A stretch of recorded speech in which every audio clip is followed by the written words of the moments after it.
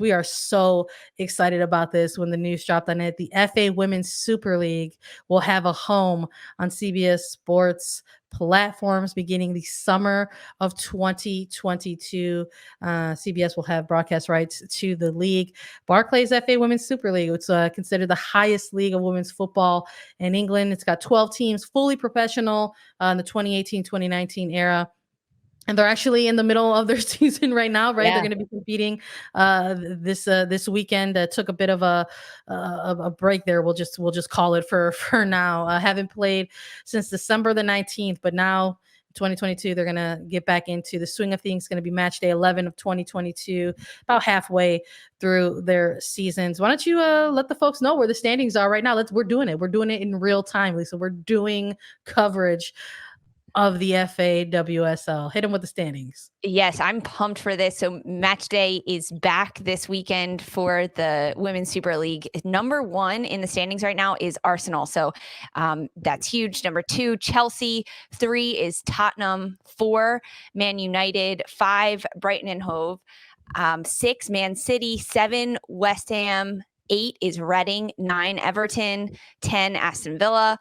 11, Leicester City, and 12, Birmingham City. So the standings are there right now, and they're just in the middle of their season. And it's tight, not quite as tight as NWSL was in the middle of their 2021 season, but the standings are there for the Women's Super League. Lots of teams moving around, and the competition is back.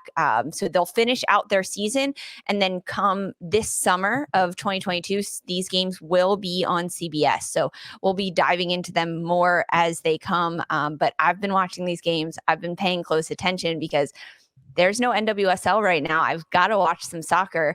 Sandra, do you watch? Do you have a Women's Super League team that you follow? Of course I have a Women's Super League team that I follow.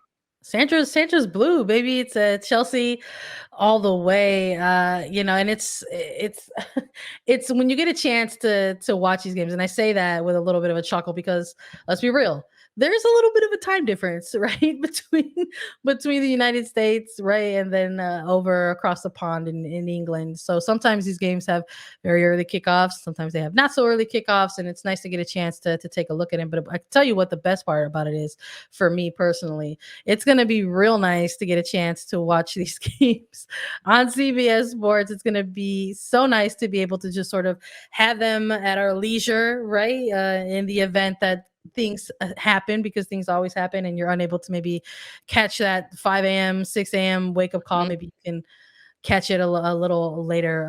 But I'm excited for it to see all the teams really in action, not just Chelsea, even though I'm partial to them, because so many of these clubs have so many great players. And you hit the audience with the standings, Lisa, and you forgot to mention that the Gunners are on top. Arsenal's on top. That's not only Vivian Miedema's Arsenal, but it's also Tobin Heath's Gunners, right? So it's like there's familiarity there for, I think, even the casual fan, right, to sort of be able to point at this league and say, I've seen this player before, or I'm familiar with this player. I watched them during NWSL, or I've watched them, during big international competitions in a World Cup, or in an Olympics, right?